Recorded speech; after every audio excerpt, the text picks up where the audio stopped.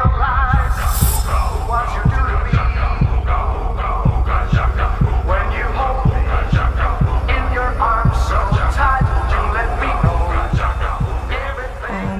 movie takes place in space with all sorts of intelligent life forms from out of our universe.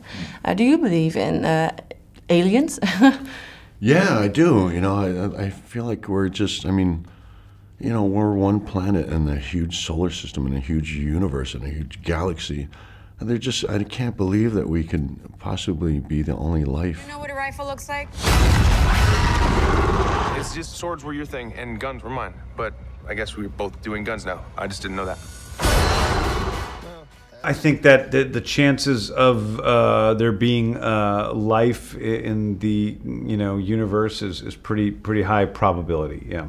I mean, wouldn't that be something if we find out that one, we're not alone, and two, we're the least intelligent race? You know, imagine where we'll be in 100 years. We'll be traveling to other planets, I'm sure. If I touch someone, I can feel their feelings. You feel love.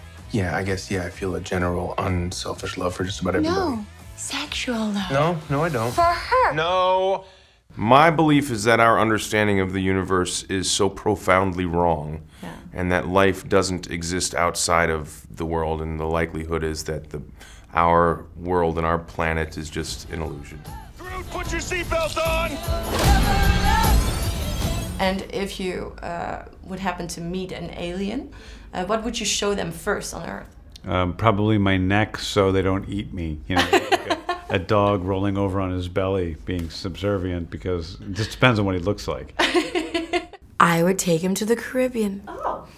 You know, it's me being from Washington, D.C. Oh, wow. I would be very proud of our city and show them our monuments and how we've paid homage to, you know, certain very important historical people. Or Thanks, buddy. do you need a hug? No, I do not.